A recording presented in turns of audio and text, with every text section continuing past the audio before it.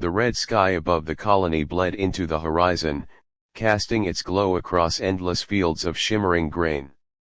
The stalks swayed like liquid fire, their tips humming faintly, alive in ways that no crop back on Earth ever had been. Elara trudged barefoot through the rows, her toes sinking into the damp soil that pulsed faintly, as though the ground itself was breathing. She hated that feeling, hated the way the land seemed to press back against her feet, reminding her that nothing here truly belonged to them. Yet her father insisted the farm was their legacy, a gift from the settlers who had come before. He watched her from the porch as she carried baskets heavy with the day's harvest. His eyes, sharp as fractured glass, missed nothing. To the rest of the colony, Joran was a man of honor, a farmer who had bent an alien world to human need. To Elara, he was a prison warden disguised in dust and sweat. Her life was measured out in labor, dawn to dusk among the rows of crops, nights spent under the hum of machines that kept the atmosphere breathable. She had never stepped beyond the boundaries of the land her father claimed as his own. But lately, she had noticed things that unsettled her. The stalks she harvested whispered when the wind passed through them, not like any earthly rustle but almost like words, half-formed and trembling. When her hands brushed the plants, warmth shot through her veins, a subtle pull that left her dizzy. And the soil, always moist, always pulsing, stained her skin with an iridescent sheen that took hours to scrub away. She asked her father once why their farm glowed brighter at night than the others in the valley. His silence had been worse than any lie. His jaw tightened, and he told her only that questions were dangerous. She had learned never to ask again, but the unease grew like a shadow in her chest. That evening, as the twin moons began to rise, she lingered at the edge of the fields. The air was thick with the scent of ozone, sharp and electric, and the plants bent toward her as though reaching out. Beyond the fences, the world stretched in strange shapes, jagged cliffs, rivers that shimmered silver under the sky, stars scattered like dust across infinity. She wondered what it would feel like to run until her lungs burned, to break free of the farm's borders and see if the land beyond was truly alive or just another cage. Her father's voice cut through the stillness, calling her back. His tone was not a request but a command.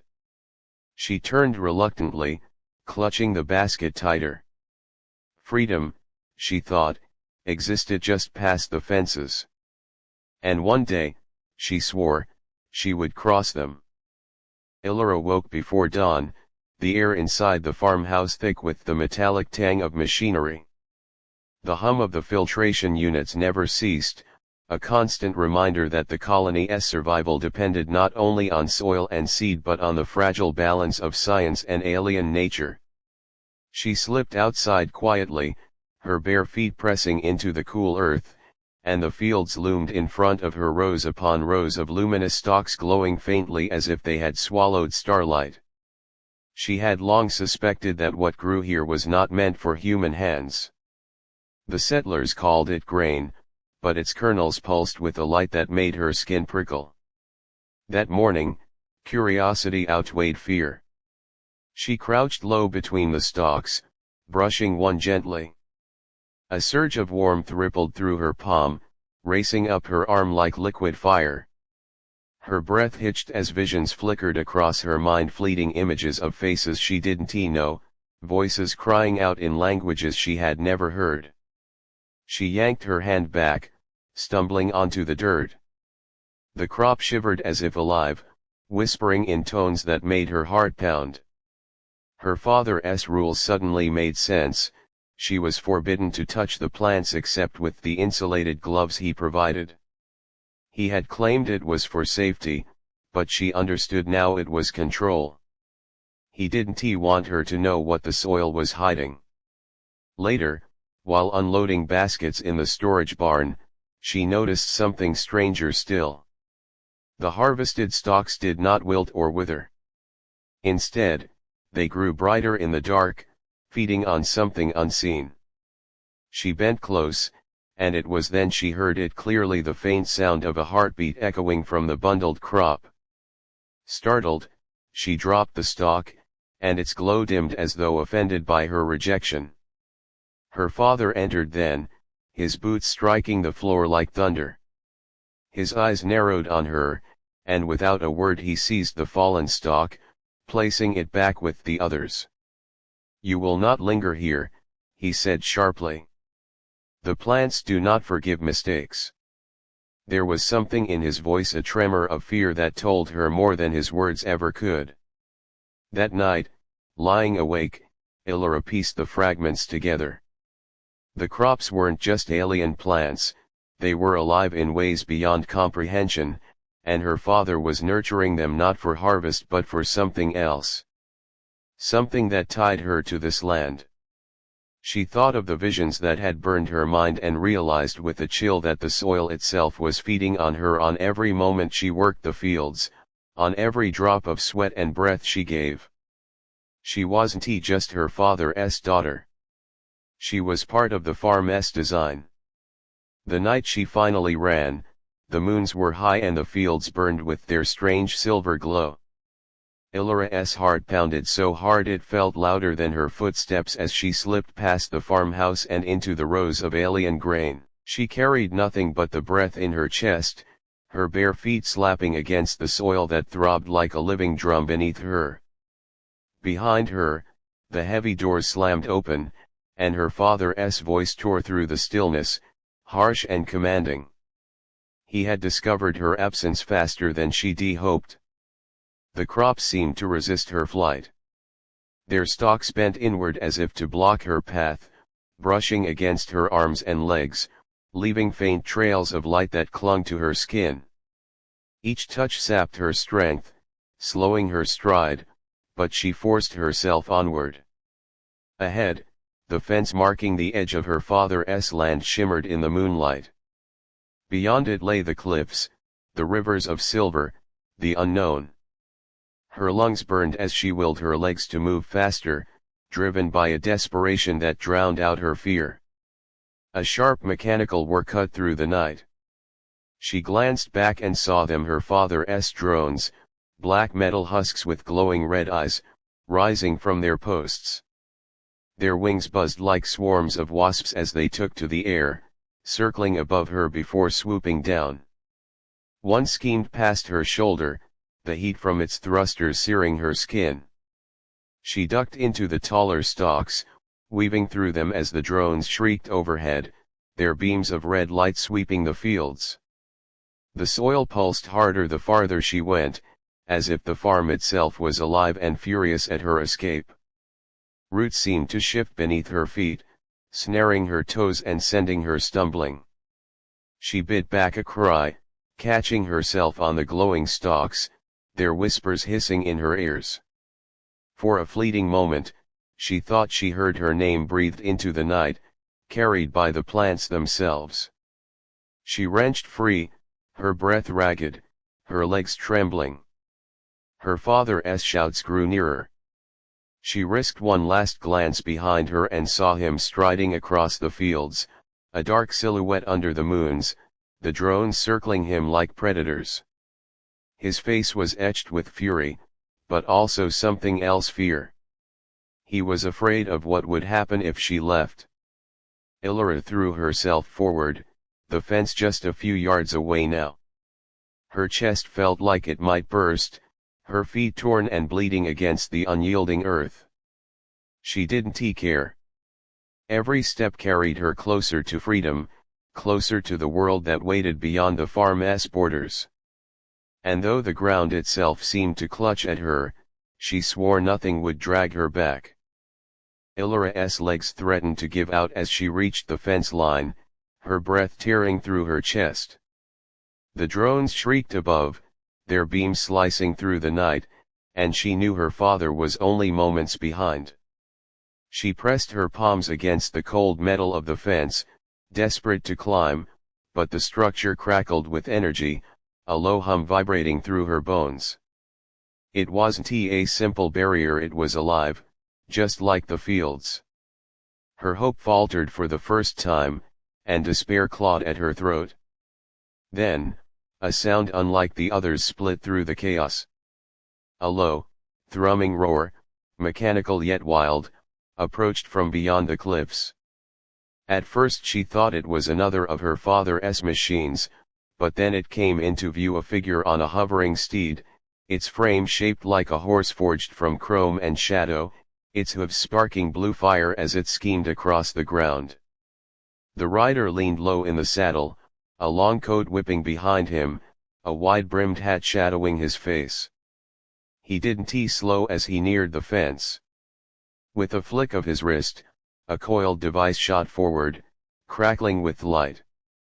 It struck the barrier, splitting it open in a shower of sparks. The hum of the fence died, and Elara stumbled backward, shielding her eyes from the flare.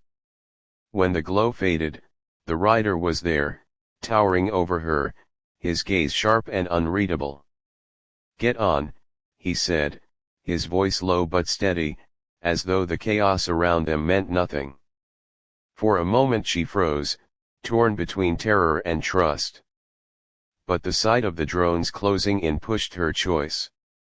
She grasped his outstretched hand, and he hauled her up with surprising strength, settling her in front of him on the gleaming saddle. The machine beneath them vibrated with raw energy, ready to bolt. As they surged forward, the ground trembled violently, roots bursting from the soil as if the farm itself reached to drag her back. The rider spurred his steed higher, leaping across the writhing earth, sparks scattering like stars.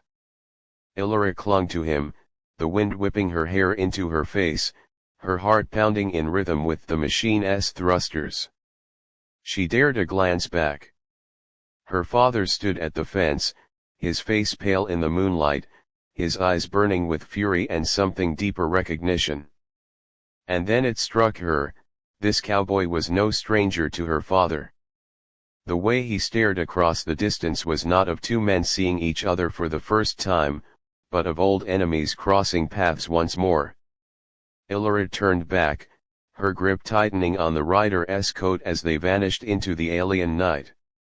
Whoever he was her only chance at freedom. The wind howled in her ears as the machine horse tore across the alien landscape, its hooves striking sparks that vanished into the silver rivers below. Elara clung to the rider, her body trembling with exhaustion, but the thrill of movement, of distance growing between her and the farm, filled her with a dizzying rush she had never felt before. For the first time in her life, the fences were behind her. The world was open. But the freedom was not unchallenged. Behind them, the shriek of engines rose like a swarm of hornets. Her father's drones streaked after them, their light slicing through the night. The rider twisted in the saddle, drawing a weapon that shimmered with blue fire. With sharp, precise movements, he fired into the air, each blast exploding in a burst that scattered the machines. A few tumbled from the sky, burning into the ground, but more took their place, relentless in pursuit. "Hold on," he growled, and Elara obeyed as the machine horse veered sharply toward a canyon. The cliffs loomed high, jagged teeth under the moons, and the entrance seemed impossibly narrow. She squeezed her eyes shut as they barreled through, rock walls whipping past within arm's reach. Plasma bolts from the drones struck the cliffs, sending shards of stone raining down, but the rider never faltered. His focus was unshakable, as though he had faced these dangers 100 times before. At last, they burst free of the canyon into open air. A storm brewed on the horizon, swirling clouds alive with green lightning that cracked across the sky. The rider angled his steed toward it. Fear rose in Elara's throat, but his voice, calm and certain, cut through her panic. "They won't follow us into the storm. Hold fast." The storm swallowed them whole. Wind screamed, and lightning lit the world in flashes of emerald fire. Elara buried her face against his chest, feeling the machine buck and shudder beneath them, but still it pressed on. And then, as suddenly as it began, the storm broke, leaving them in a quiet stretch of desert where the stars shone bright and unbroken. Elara lifted her head, gasping at the sight. The land beyond was vast, wild, untamed, everything she had dreamed. Yet freedom carried a weight she had not expected. Her father's face haunted her, his secrets gnawing at her mind. The crops, the whispers, the way the land itself seemed alive, whatever tied her to that farm was more than chains of control. The rider slowed the steed, his voice low. "You're safe for now. But if you run, you must understand, your father's secret isn't his alone. It could tear this colony apart." Elara met his gaze, her fear hardening into resolve. She had escaped the farm, but the fight was only beginning.